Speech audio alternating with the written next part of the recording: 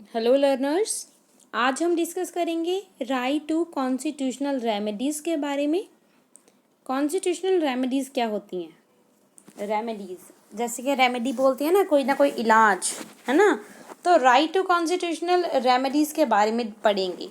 One would agree that our constitution contains a very impressive list of fundamental rights। तो भाई हम इस बात पे तो पूरा एग्री करते हैं कि हमारे फंडामेंटल राइट्स दिए गए हैं हमारे कॉन्स्टिट्यूशन में।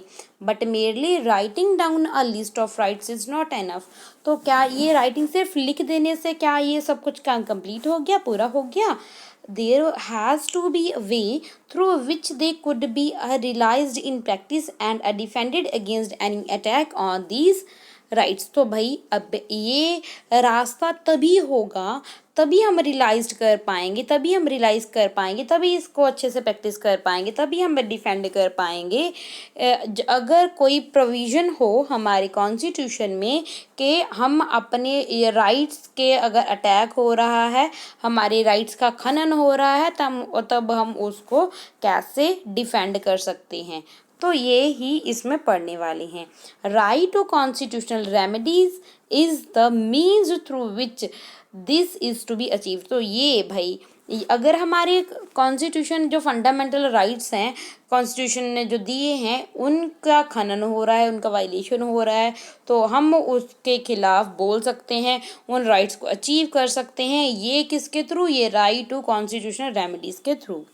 इसीलिए जो डॉक्टर बी आर अम्बेडकर हैं consider the right to constitutional remedies as heart and soul of the constitution। इसीलिए जो डॉक्टर भीमराव अंबेडकर जी थे उन्होंने the right to constitutional remedies को heart and soul of constitution बोला है।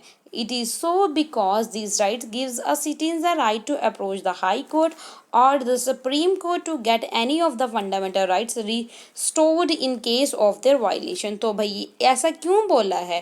भीमराव अंबेडकर जी ने हार्ट एंड सोल क्यों बोला है इसको? कॉन्स्टिट्यूशन की राइट टू कॉन्स्टिट्यूशनल रेमेडीज को इसलिए बोला है क्योंकि ये ऐसा इसलिए जो राइट्स दिए गए हैं सिटीज़न को, तो अगर उनको राइट्स रिस्टोर, अगर उनके राइट्स के खनन हुआ है, वायलेशन हुआ है, उसको दोबारा रिस्टोर करने के लिए तो वो हाई कोर्ट और सुप्रीम कोर्ट जा सकता है, दैट पर्टिकुलर पर्सन। इसीलिए इसको heart and soul of the constitution बोला गया है। The Supreme Court and the High Court can issue orders and give directives to the government for the enforcement of rights। तो फिर उसके बाद जो सुप्रीम कोर्ट और हाई कोर्ट है वो ऑर्डर इशू कर सकती है और कुछ डायरेक्टिव्स दे सकती है गवर्नमेंट को और के राइट्स को इन्फोर्स किया जाए।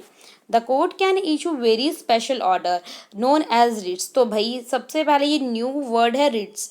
रिट्स का मतलब क्या है? Special order. जो स्पेशल ऑर्डर्स हैं उसको रिट्स बोला जाता है। कौन इशू करता है ये रिट्स? जो स्पेशल ऑर्डर्स इसको कोर्ट इशू करता है। सबसे ये अलग अलग तरह के हैं, 4-5 तरह के हैं। ये देखिए, सबसे पहला है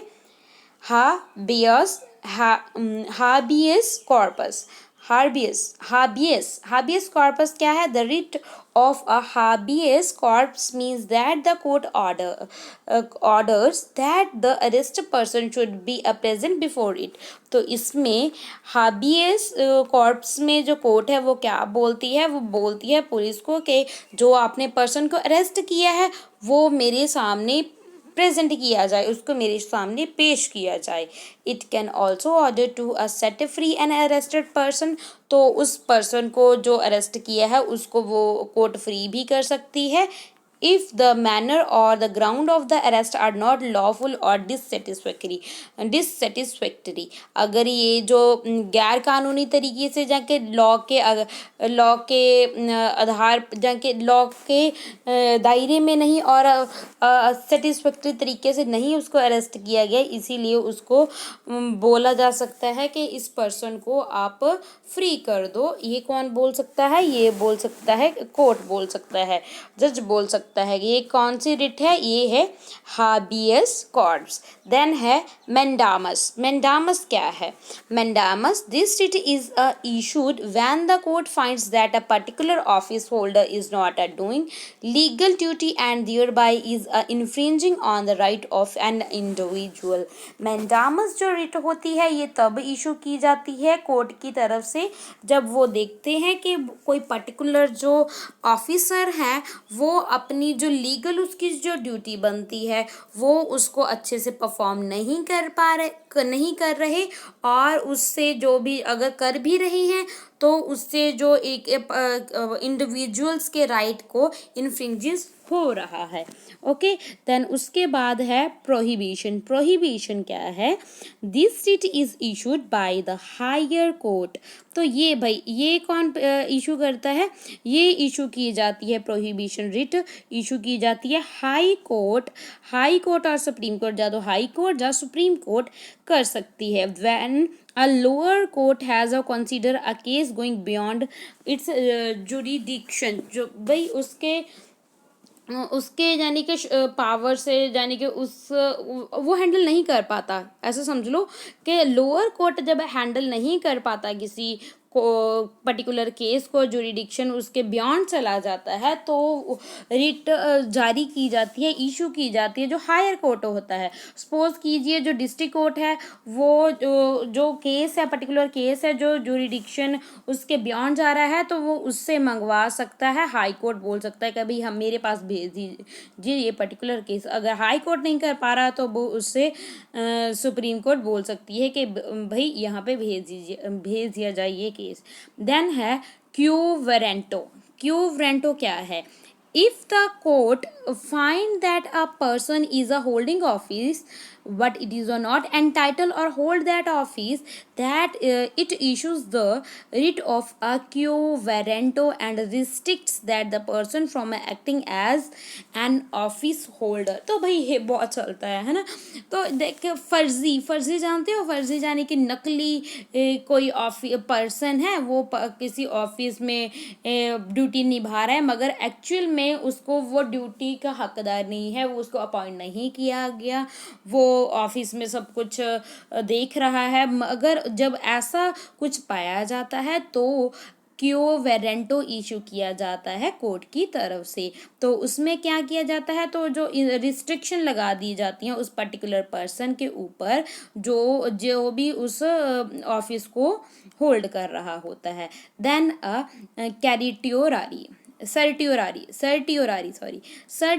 क्या है? Under this writ the court order a lower court और another authority to transfer a matter pending before it is to the higher authority और कोर्ट। तो भाई ये देखो दोनों में कंफ्यूज नहीं होना। एक तो हमने प्रोहिबिशन पढ़ा था, प्रोहिबिशन में क्या है?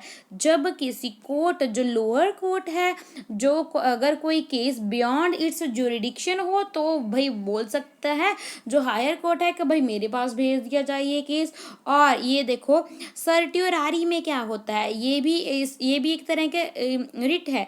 इसमें भी जो कोर्ट है वो ऑर्डर करता है अपने लोअर कोर्ट को जो अनदर अथॉरिटी को कि वो जो मैटर पेंडिंग पड़ी हैं जहाँ तो वो उसको कोई पर्टिकुलर कारण हो सकता है, कोई रीज़न हो सकता है कि वो जो लोअर कोर्ट है वो नहीं कर पा रही, ठीक है, तो इसीलिए जो हायर कोर्ट है उसकी मांग कर सकती है उसका कि हमारे पास भेजिए, हम देखते हैं इस केस को। Apart from the judiciary many other mechanism have been created in later year for the protection of the rights. तो भाई जुडिशरी में ये बहुत से ऐसे मैकेनिज्म हैं जो क्रिएट किए गए हैं बाद में ये राइट्स को प्रोटेक्शन करने के लिए। You have heard about the national commission on minority, जैसे कि national commission on minority, okay ये है, और national commission on women, then national commission on schedule caste. ये अलग अलग कमीशन भी बनाए गए ताकि ये इनकी प्रोटेक्शन की जाए राइट्स की। आगे these institution protect the rights of women. तो ये जो इंस्टीट्यूशन है ये जो वमेन के राइट्स हैं, माइनॉरिटीज़ के राइट्स हैं, दलित्स के राइट्स हैं, उनको प्रोटेक्ट करते हैं। Beside the national human Rights Commission has also been established by the law to protect the fundamental and other kinds of rights. तो ऐसे ही नेशनल ह्यूमन राइट्स कमीशन बनाया गया है, जिसके बारे में मैं नेक्स्ट वीडियो में पढ़ाऊंगी आपको। वो भी एस्टेब्लिश किया गया है कि फंडामेंटल राइट्स और अदर काइंड्स ऑफ राइट्स को कैसे प्रोटेक्ट किया जाए, उसके लिए भी कमीशन बनाया गया है, जिसको हम NHRC जो नेशनल ह्यूमन राइट्स कमीशन बोलते हैं। I hope this topic is clear to all of you. Right to constitutional remedies. Thank you and God bless you.